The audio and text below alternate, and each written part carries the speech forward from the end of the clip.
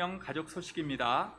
은혜와 진리가 충만한 우리 생명교회 예배에 참석하신 성도님들 예수님의 이름으로 환영합니다. 새가족 양육가정 1단계 사과 어진우 성도님, 5과 신연옥 성도님, 2단계 1, 2과 이미라 류성인 성도님, 3과 유병호 성도님, 4과 엄지섭 이지연 성도님, 도표 조하경 사모님, 최경화 성도님이십니다. 정혜영 성도님이 범사에 감사하여 강단에 꽃을 지었습니다. 꽃 헌신을 원하시는 분은 게시판에 기재하지 마시고 이설래 집사님에게 직접 말씀해 주시기 바랍니다. 각 교구장님들은 전도 대상자 작성표를 2월 첫 주까지 제출해 주시기 바랍니다. 새가족 양육 장소가 지하 1층 식당으로 변경되었습니다. 신년 기도 제목 카드를 아직 제출하지 않으신 분은 사무실로 제출해 주시기 바랍니다. 다음 주 30일 3부 예배 후에 공동의회가 있습니다. 21년도 소득공제용 기부금 영수증 발급 신청 방법 안내입니다. 21년도 기부금 영수증 신청은 주일만 처리합니다.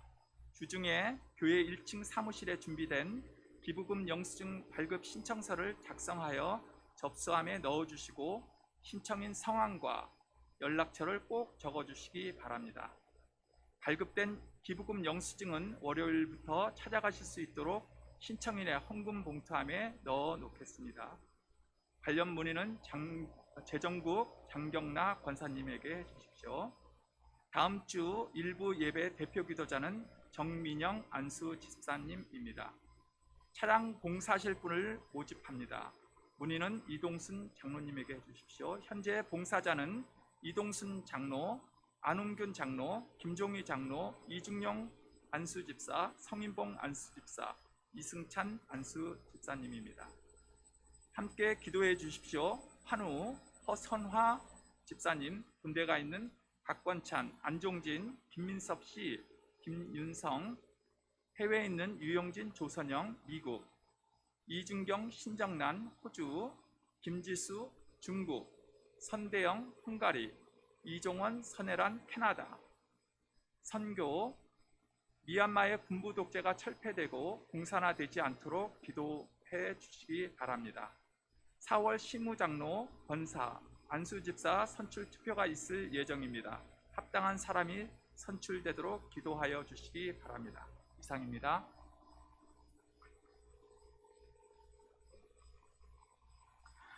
네. 추가로 광고 말씀드립니다. 박숙자 권사님께서 이렇게 수세미를 손으로 뜨셨어요.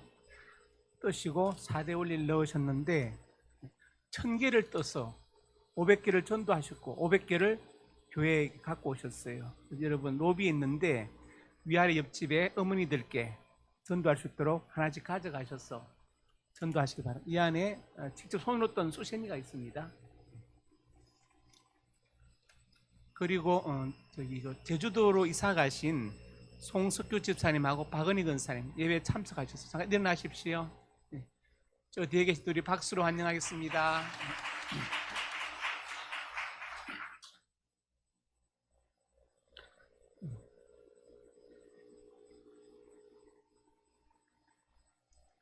옆에 분들 인사합니다. 잘 오셨습니다. 예. 사랑으로 축복합니다. 하나님 말씀 구약성경 사무엘상 16장 6절에서 13절 말씀입니다. 한 절씩 교독합니다.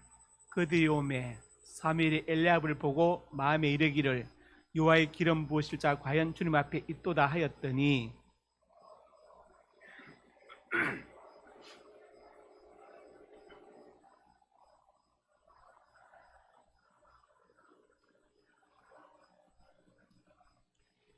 이새가 아비나답을 불러 사무엘 앞을 지나가게 하며 사무엘이 이르되 이도 여호와께서 택하지 아니하셨느니라 하니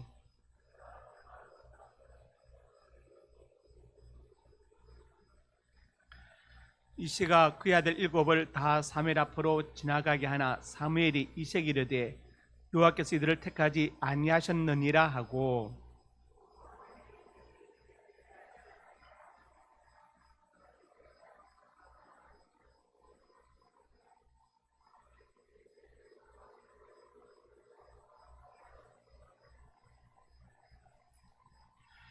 이에 사람을 보내어 그를 데려오매 그의 빛이 붉고 눈이 뼈너 얼굴이 아름답더라.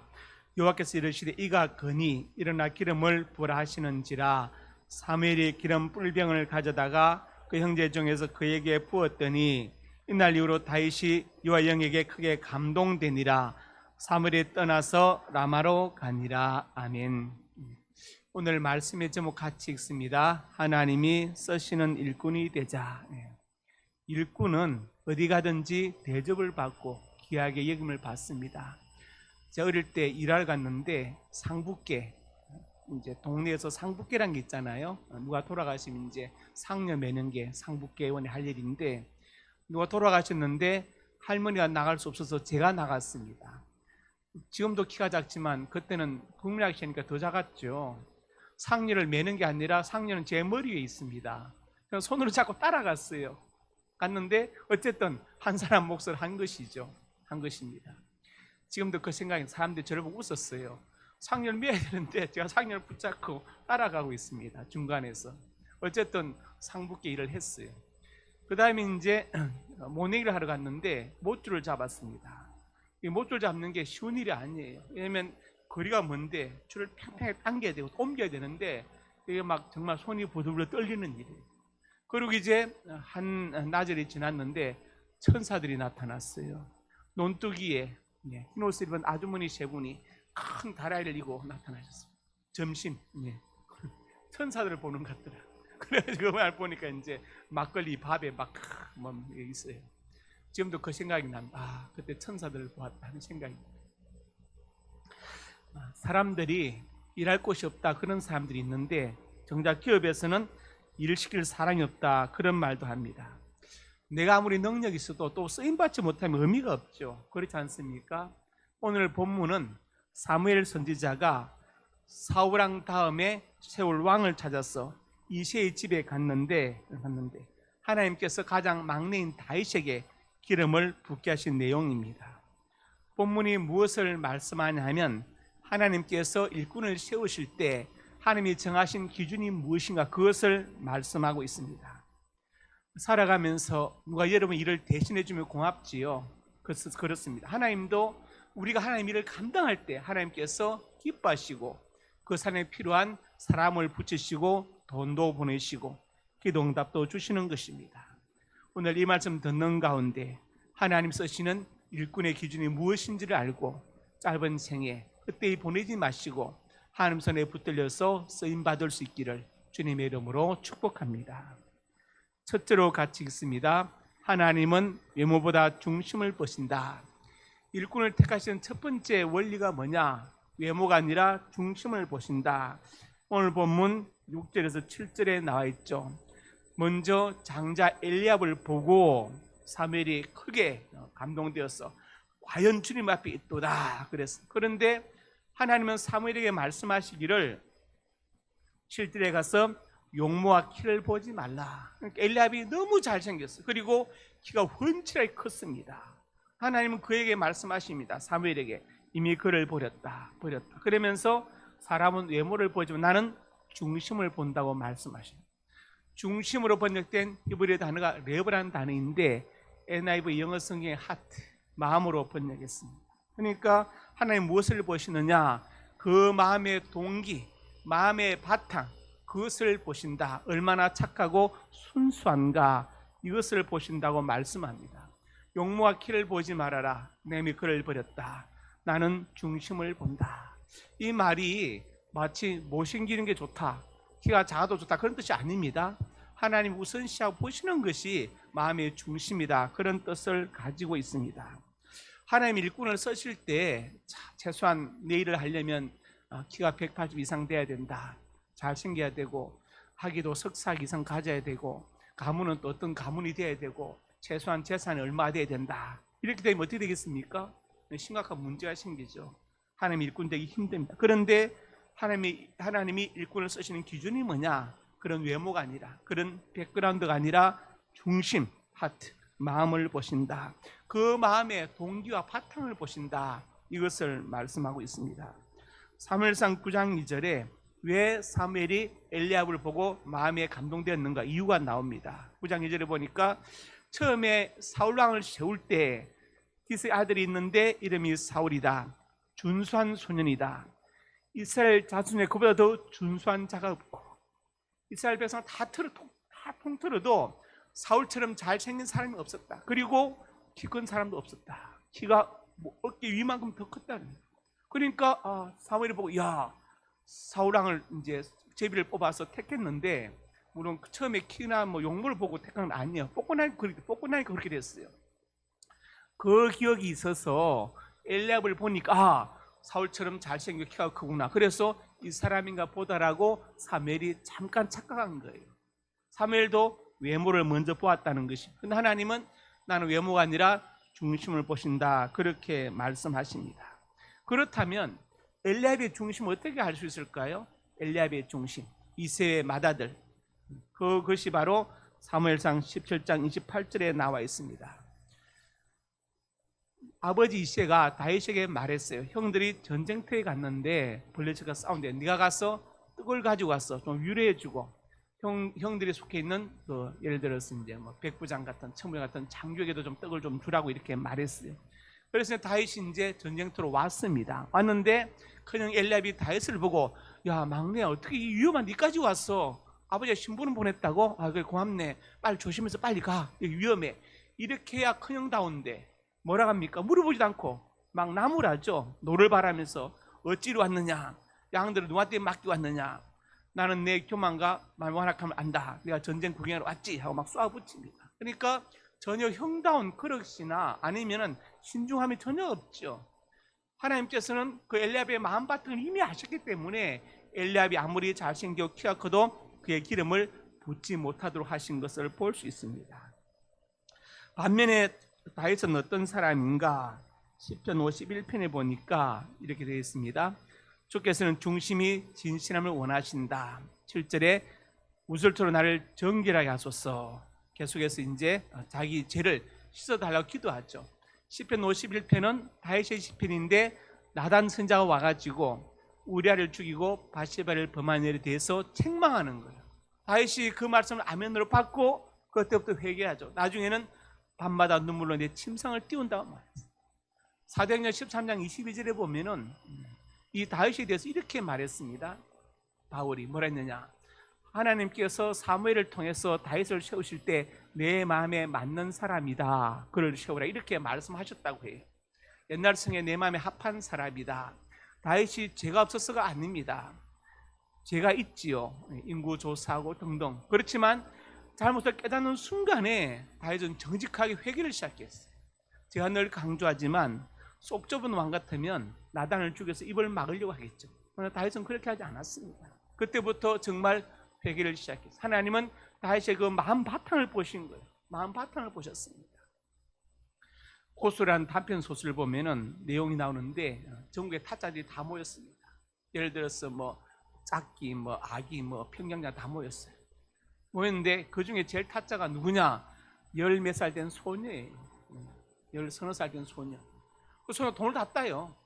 그 소녀의 뒤에는 누가 있느냐? 삼촌이라고 불리는 어떤 보디가드 한 명 앉아 있습니다. 그 소녀는 어떻게 타짜가 되었는가? 그 소설에서 이렇게 말합니다. 다른 타짜들은요 막 생각을 하는 거예요. 내가 무슨 패를 들었고 저놈이 무슨 패를 가졌고 뭘 낼 것이고 막 계산과 생각들이 어울려가지고 막 불꽃 튀는 전쟁을 막 보이지 않는 전쟁을 하고 있는 거예요. 그 소녀는 아무 생각도 안 해요. 마음을 비워놓습니다. 그래서 깨끗한 거울에 사물이 비치는 것처럼 자기의 투명한 마음에 그 타짜들의 뭔가 계산들이 다 비치게 만들어버려요. 그러니까 그 사람들의 생각을 다 읽어버리는 거예요. 그러니까 가장 잘 쳐서 돈을 많이 따는 거예요. 그게 고수라는 그 소설에 나옵니다. 한번 읽어보시죠. 재밌습니다. 자, 그걸 보면서 그렇다. 우리가 막 복잡하게 이것저것 계산하고 막 생각하고 막 A가 B가 어쩌고 이렇게 할 게 아니라 그냥 마음을 투명하게 비워두면 거기에 다 비춰지는 맑은 연못에 산도 비치고 해도 비치고 달도 비치고 다 나무도 비치는 것처럼 그렇게 비치게 만드는 하나님은 외모가 아니라 마음의 중심, 그 마음의 동기, 사역의 동기 얼마나 순수한가 그것을 먼저 보십니다. 그리고 이제 야고보서 2장에 가서 이렇게 말하죠. 사람을 차별하여 대하지 말라. 2절에 가서 금가락지를 끼고 보석을 끼고 아름다운 옷을 입은 사람이 들어왔다. 또 남루한 사람이 들어왔다. 그런데 좋은 옷 입고 온 사람한테 여기 좋은 자리에 앉고 남루한 사람에게 발등상 가서 앉으라 하면 이것은 차별하는 것이고 악한처럼 판단한 자가 되는 것이다. 이렇게 말. 그래서 우리가 외모로 그 사람의 백그라운드로 사람을 교회에서 차별해서는 안 된다 이 말. 그래서 교회에서도 이런 풍조가 있는데 우리가 그것을 당연히 지양을 해야죠. 자꾸 그것을 배제해야 됩니다. 귀한 영혼으로 똑같이 볼 수 있어야 되죠. 귀한 영혼으로. 가끔 교회에서 성격이 좀 모난 분들이 있습니다. 이렇게 좀 모난 분들이 있어요. 어떻게 되겠습니까? 그 사람 왜 성격이 모날 것 같아요? 살아온 과정이 평탄하지 않았다는 거예요. 그만큼 굴곡이 있었다는 겁니다. 그래서 부딪히다 보니까 모가 난 마음을 가지고 있어요. 그럼 어떻게 됩니까? 아, 저 사람은 성격이 좀 이상하네. 예를 들어서 뭐 성격이 더럽네 하고 멀리하면 안 되고 더 다가가서 더 살갑게 대하고 더 따뜻하게 손잡아주고 위로 이렇게 해서 자꾸 사람 마음을 녹여야 돼요. 그게 가장 좋은 것입니다. 만약 그 사람이 교회에서조차 위로받지 못하고 치유받지 못하면 어디 가서 위로받고 치유받겠어요? 그렇지 않습니까? 그래서 혹시 모난 성격이 좀 모난 분이 있으면 여러분 더 사랑으로 이렇게 품어주시기 바랍니다. 저는 성격이 원만합니까? 모납니까? 네, 모나지요. 다 알지요. 다 알지요. 과격하고 압니다. 그러니까 여러분 따뜻하게 이렇게 자, 그래서 우리가 외모로 사람을 차별하면 안 된다. 그것을 말씀하고 있습니다. 야고보서 2장 9절에도 말씀했어요. 사람을 차별에 대하면 죄를 짓는 것이다. 하나님 보신 귀한 한 영혼으로 생각해야 된다. 예를 들어서 안 믿는 사람 볼 때도 어휴 저 마귀 새끼 이러면 안 됩니다. 큰일 나요. 예수님이 위하여 죽으신 한 영혼이다. 이렇게 사랑의 눈으로 봐야지 정죄의 눈으로 보면 안 됩니다. 그건 주님의 뜻이 아니에요. 자, 베드로전서 3장 3절 4절에 뭐라 했습니까? 너희 단장은 머리를 꾸미고 금을 차고 아름다운 옷을 입는 외모를 하지 말고 마음에 숨은 사람 온유하고 안정한 심령에 썩지 않을 것으로 하라. 하나님 앞에 값진 것이니라. 성지순례 가서 이슬람 성전에 들어가서 견학을 기가 있었는데 반바지는 안 됩니다. 양말 안 신으면 안 돼요. 긴 바지에 반드 양말 신어야 돼요. 그걸 가리기 위해서 뭘 줍니다. 이렇게 예에 어긋난다 그래가지고 우리는 교회 보면 여름에 뭐 쓰리파에 반바지 입고 막 오잖아요. 그것은 지양해야 됩니다. 하나님 중심을 보십니다. 어떤 중심? 오늘 주일이니까 하나님 앞에 최선을 다해서 깨끗하게 하고 나가야지. 그 중심을 보신단 말이에요. 이해하셨죠? 그래서 하나님은 마음의 중심을 보신다. 여기서 머리를 꾸미고 뭐 이렇게 하지 말라는 것이 아니라 먼저 할 것이 있다. 우선순위. 그것은 바로 마음. 하나님께서 마음의 중심을 보시기 때문에 하나님께서 또한 오늘 주일이기 때문에 내가 가장 깨끗한 옷을 입고 가야지. 그 마음의 중심도 보신다는 것을 기억해야 됩니다. 그래서 하나님이 일꾼을 뽑으실 때 외모보다 중심을 보신다. 이 첫 번째 원리예요. 그래서 우리가 살아가면서 우리가 하나님 앞에 직분을 받고 직책을 맡은 모든 그 사역의 동기가 나로 더욱더 순수해질 수 있기를 주님의 이름으로 축복합니다. 두 번째로 같이 읽습니다. 하나님은 현재보다 미래를 보신다. 마태복음 4장에 예수님께서 제자들을 뽑으시죠. 베드로, 안드레를 뽑으시고 그 다음에 또 야고보와 요한을 뽑으십니다. 그런데 이 다 어부들이죠. 어부들. 바닷가 분들이 좀 보통 좀 과격합니다. 과격하고 좀 거칠지요. 거칠어요. 발음 자체도 거칩니다. 먹는 굴. 우리는 꿀이라고 하지 그걸 굴로 발음하면 꿀 따러 가자. 이렇게 하고 게임이 이렇게 하지 개미라고 하기는 안 해요. 저번에 우리 이제 그 저쪽 노예에 있을 때 통영에 이제 그 수련회 갔습니다. 교육자 수련회. 어떤 교회 갔는데 그 목사님이 서울 분이더라고요. 개강집에 설교하면서 그분이 그랬어요. 우리가 서울에서 왔으니까 여러분 절대로 바닷가 사람들 싸우지 마세요. 절대로 못 이깁니다. 이 사람들 싸납습니다. 막 그래요.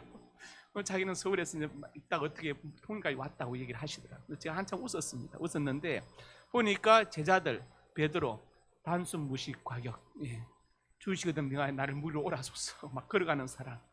아무도 그 생각 베드로 외에는 그렇게 할 수 없어요. 그 다음에 야고보와 요한, 예수님께서 이 둘에게 별명을 붙여주셨어요. 보아느게다. 너희는 우리 아들, 천둥벼락의 아들, 사람의 아들들이 아니야.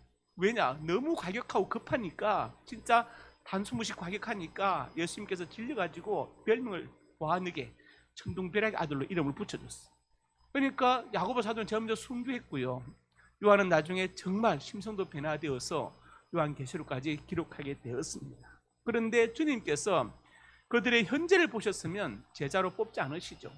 그들이 사역할 미래를 보셨기 때문에 베드로와 안드레, 야고보, 요한 같은 제자들을 뽑으십니다. 주님은 무엇을 보시느냐? 현재를 보시지 않고 미래를 보신다. 얼마나 감사합니까? 미래를 보신다.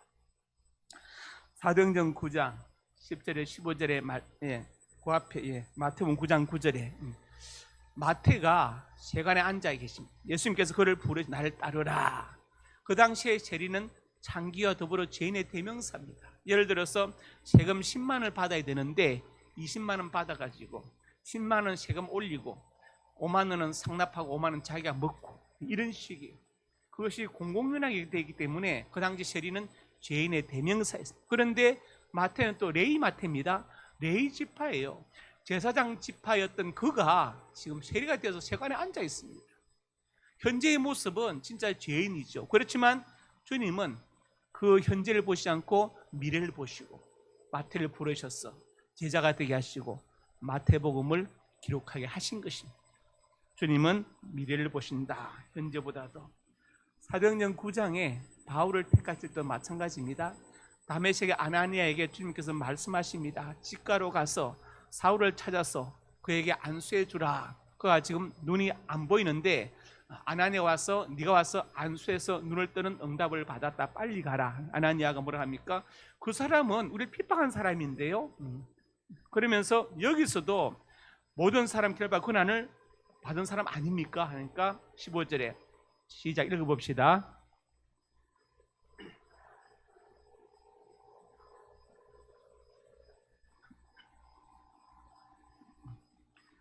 사울의 현재 모습은 핍박자고 악행자이지만 주님은 현재가 아니라 일할 미래를 보셨어요. 그래서 사울을 나의 그릇으로 택했다고 말씀하십니다. 제가 그 수요 기도 때는 사울과 바울 설명했는데 혹시 안 오신 분들에 대해서 한 번 더 설명하면, 어떤 사람은 사울은 큰 자이고 바울은 작은 자라는 뜻을 가지고 있다 이렇게 말하는 분들이 있는데 반은 맞고 반은 틀려요. 사울이란 말은 히브리식 이름으로 뜻은 하나님께 구했다 그런 뜻이에요. 그다음 뜻이 아닙니다. 근데 바울은 파울로라는 라틴에서 온 말로 그 말 자체는 낮다, 작다 그런 뜻을 가지고 있어요. 그러니까 쉽게 말씀드리면 사울은 히브리식 이름, 고유한 이름, 유대인들 대상으로, 바울은 헬라식, 로마식 이름, 이렇게 생각하시면 되겠습니다. 어쨌든 지금 아나니아에게 주님께서 말씀하시는 것은 이 사람 바울은 내 이름을 이방인, 임금들, 이스라엘 자손에 전하기 위해서 택한 나의 그릇이다. 주님은 사울의 현재를 보지 않고 미래를 보신 것을 알 수 있습니다. 사사기 6장 11절에서 2절에도 말씀하죠. 여호와의 사자가 누구에 나타납니까? 기도원에게 나타납니다. 기도원이 뭐라고 있어요? 밀을 작은 포도틀에서 타자고 있습니다. 왜 그렇게 하느냐? 이때 이스라엘은 미디안의 식민지 상태로서 7년째 지금 고통받고 있습니다. 어느 정도로 고통이 심하냐? 농사 지어서 추수할 때가 되면 미디안 사람들이 10분의 5를 보내, 이게 아니고 아예 그냥 장말 갖고 들어와서 자기들 다 걷어가 버려요. 그리고 뺏기지 않으려 숨어서 이제 타작하고 있는데 천사가 기도원에 나타나서 뭐라고 말씀합니까? 큰 용사여 여호와께서 너와 함께 계시도다 이렇게 말씀해요. 지금 기도원은요 큰 용사로 불릴 만한 어떤 공도 세운 적이 없어요. 근데 천사는 바로 큰 용사로 말씀이냐, 지금 현재가 아니라 기도원이 앞으로 할 일을 보셨기 때문에 그래서 기도원에게 큰 용사 이렇게 말씀하시는 거예요. 보면은 성경 보면 사사기 보면 기도원은요 믿음도 없고 용기도 없는 사람이에요. 그걸 계속 표정을 요구하죠. 이슬이 양털에만 있게 해주세요. 아니면 또 이슬이 사면은 있고 양털은 마르게 해주세요. 요구하고 나중에는 이제 그래도 기도는 이제 용기를 못 내니까 하나님께서 내 부하 풀알 데리고 적진에 한번 가봐라 그랬어요. 그래가지고 적진에 갔더니 미디안 병사들이 보초 서다가 이야기합니다. 꿈 얘기를 해요. 한 병사가 야 어제 꿈을 꿨는데 보리떡 한 덩이가 굴러들 우리 진을 막 쑥밭으로 만들더라. 그러니까 그 말을 들은 다른 병사가 그것은 여호와와 기도의 칼날이다. 막 그래요. 그러니까 적군이 입을 통해서 응답을 받는 거예요. 하나님께서 그렇게 듣게 하시고 그때서 겨우 기도는 용기를 내서 이제 뭡니까? 횃불과 항아리 들고 공격하지요. 자, 하나님의 사자가 기도를 만났을 때 기도는 큰 용서가 될 아무런 조건도 그 다음에 또 공로도 없었지만 주님은 무엇을 보셨느냐? 현재가 아니라 미래를 보시고 큰 용사여 이렇게 말씀하신 것을 볼 수 있습니다. 그래서 베드로후서 3장에 11절에 3절에 말씀했죠. 하나님의 날이 임하기를 바라보고 간절히 사모하라. 13절에 시하늘과 새 땅을 바라보도다. 신앙은 뭡니까? 미래형이다. 미래형이다. 마음은 미래에 사는 것, 현재는 언제나 슬픈 것, 모든 것은 순식간에 지나간다. 그리고 지나간 건 다시 그리워지는 것이다. 푸시킨의 시에 있는 한 구절처럼 우리의 신앙은 미래형입니다. 미래형. 주님은 일꾼을 택하실 때 현재가 아니라 미래에 그 할 일을 보시고 택하셨습니다. 세 번째로 같이 읽습니다. 하나님은 지난 업적보다 할 일을 보신다. 현재의 모습보다 미래를 보시는 것처럼 지나간 업적보다 앞으로 할 일을 보십니다. 할 일을 보신다. 참 중요하죠. 그런 말이 있습니다. 소년은 미래에 살고 노인은 과거에 산다. 그 사람의 대화가 그래서 과거 얘기 뭐 했다 이런 거 하는 거하고 앞으로 뭘 할 것이다 다르죠. 다릅니다. 그래서 아무리 연세가 들어도 미래적인 이야기를 하고 있으면 그분은 소년이고 아무리 소년이라도 과거 얘기를 하고 있으면 노인과 같은 거예요.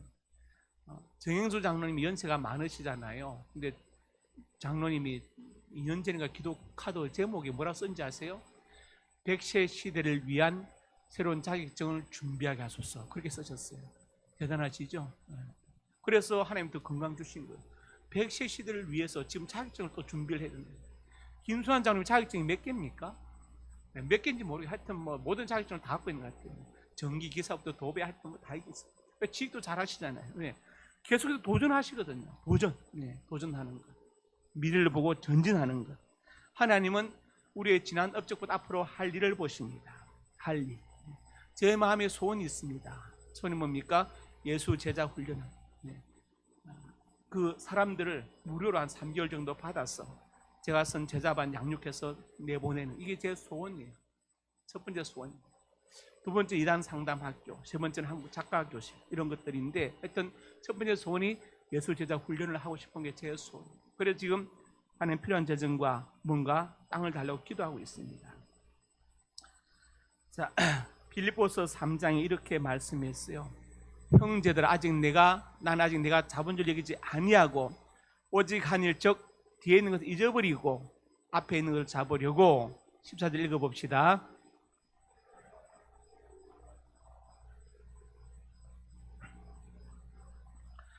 빌립보서는 옥중 서신인데 바울이 감옥 안에서 이 서신을 빌립보 교회 성도들에게 보냈습니다. 바울이 한 일이 많죠. 많은 전도를 했고 교회를 개척하고 참 큰 공을 세웠는데 다 잊어버리고 계속해서 나는 지금 달려간다, 전진한다. 이것을 지금 말하고 있습니다. 바울은 미래지향적인 사람이었습니다. 그리고 누가복음 9장 62절에서 주님 말씀하시기를 손에 쟁기를 잡고 뒤를 돌아보는 자는 하나님 날 합당치 않다 이렇게 말씀했어요. 뒤를 돌아보지 말고 계속 전진해라. 과거에 매이지 말아라. 이것을 말씀하죠. 로시아네가 뒤를 돌아보았습니다. 왜 돌아보았을까요? 둘이 어떻게 타나? 이거 아닙니다. 아까웠어. 그 많은 재산. 그런데 양새끼 한 마리 못 갖고 나오니까 너무 마음이 아픕니다. 그래서 뒤를 돌아보았어. 아깝다. 그 순간 소금 기둥이 되고 말았습니다. 고린도후서 4장 16절에 말씀했죠. 그러므로 우리가 낙심하지 아니하노니 우리 겉사람은 낡아지나 속사람은 날로 새로워지도다. 의학의 견해를 빌면 25세가 되면 그때부터 노화가 시작된대요. 26세부터 점점 이제 몸의 기능, 신체적 기능들이 떨어지는 거예요. 여러분, 나이가 들수록 다시 또 젊어지는 분 계십니까? 가끔 검은머리 날 수 있지만 신체 기능이 다시 더 좋아지는 건 있을 수 없어요. 당연한 것입니다. 그런데 믿는 사람의 특징은 뭐냐? 육체는 점점 더 노쇠지만 우리의 심령은, 우리 속사람은, 영혼은 더 젊어진다, 더 새로워진다, 더 기쁨에 찬다, 더 활발하게 활력이 있다는 거예요. 왜? 우리 영혼은 점점 더 새로워진다. 그것이 바로 믿는 사람의 특징입니다. 그런데 믿는 사람인데 예를 들어서 육체가 노쇠지는 만큼 마음도 심령도 영혼도 같이 노쇠진다, 이건 아니죠. 갈수록 더 새로워져야 된다. 갈수록 눈이 더 빛이 나고 더 하나님의 일에 대한 소망과 열정이 불타오르고, 이게 정상이다.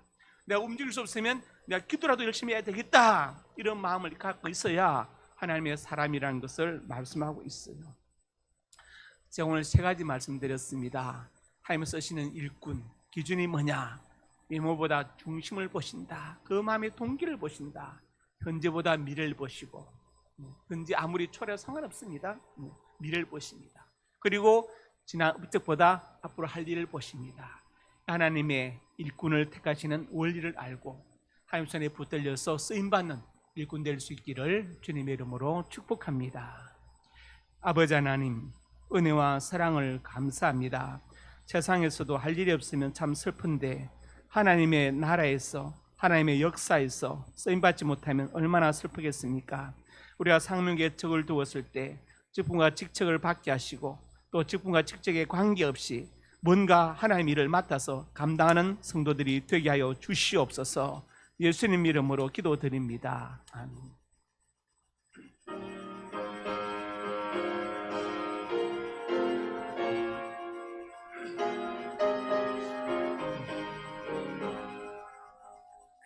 귀하신 친구 내게 계시니 나 주 안에 늘 기쁘다. 그 피가 내 죄 씻으셨으니 나 주 안에 늘 기쁘다. 나 주 안에 늘 기쁘다. 나 주 안에 늘 기쁘다. 주 나를 동행하시니 나 주 안에 늘 기쁘다. 주 내 짐 대신 지시었으니 나 주 안에 늘 기쁘다.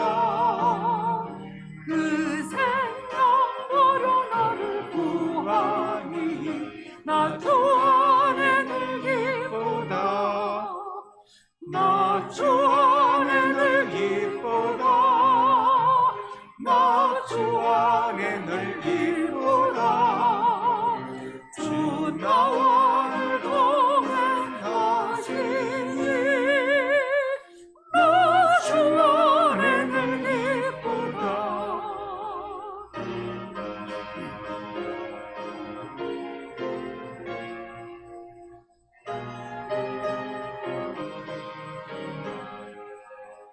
좋은 청 매일 내게 더하니 나 주 안에 늘 기쁘다.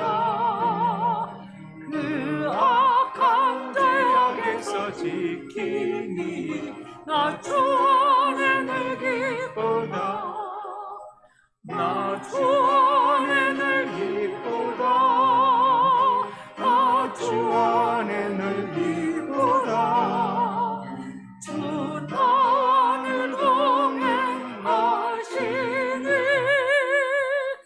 나 주 안에 늘 기쁘다.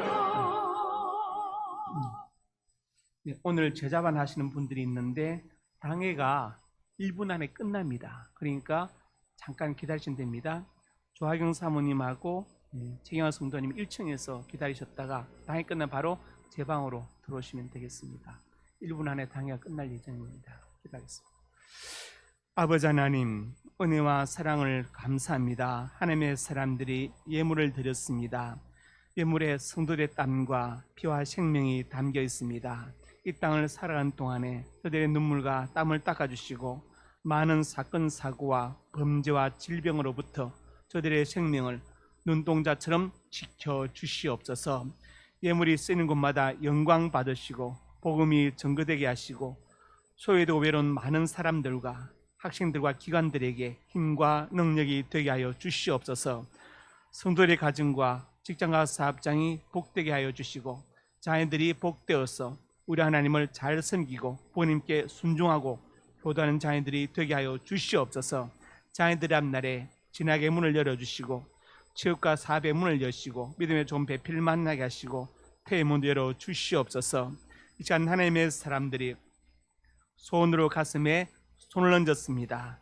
우리의 꿈을 주시니 감사합니다. 비전을 주시니 감사합니다. 하나님의 영광을 위하여 꿈들이 이루어질 것을 믿습니다. 믿고 기도하며 성실하게 살아가게 하여 주시옵소서. 나사렛 예수님의 근처와 능력으로 명하노니 내 모든 손이 주 안에서 반드시 이루어질지어다. 또 하나님의 사람들이 믿음으로 아픈 곳에 손을 얹었습니다. 하나님은 우리 생명의 주인 되십니다. 하나님 주의 광선을 발하여 주시옵소서. 나사렛 예수님의 근처와 능력으로 명하노니 내 모든 질병이 떠나갈지어다. 인간에 강건할지어다. 하나님 건강과 장수의 복을 받아서 잠시 지나간 생명대에 보내지 않게 해주시고 주를 위해서 몸된 교회를 위해서 받은 사명을 위하여 살게 하여 주시옵소서. 예수님 이름으로 간절히 축복하고 기도드립니다. 아멘.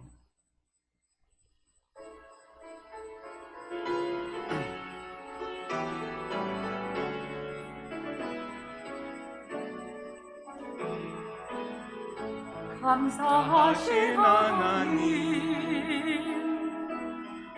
에베네셀 하나님, 살아계신 하나님, 에베네셀 하나님, 여기까지 인도하셨네.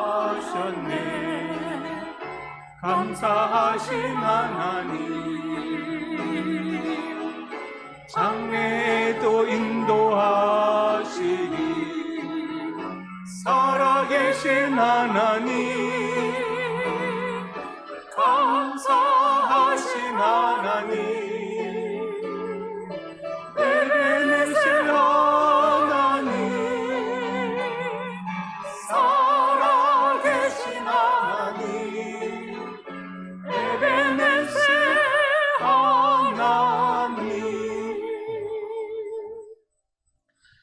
이제는 우리 주 예수 그리스도의 은혜와 아버지 하나님의 사랑과 성령의 교통하심이 오늘 주신 말씀 아멘으로 받고 우리 하나님께서 외모보다 중심을 보시며 현재보다 미래를 보시고 지난 업적보다 할 일을 보심을 알고 하나님의 손에 붙들려 쓰임받는 일꾼이 되기로 손결단하고 일어선 사는 하나님의 사람들 머리 위에와 저들의 발길 닿는 곳 위에 이제부터 영원토록 함께 있을지어다. 아멘.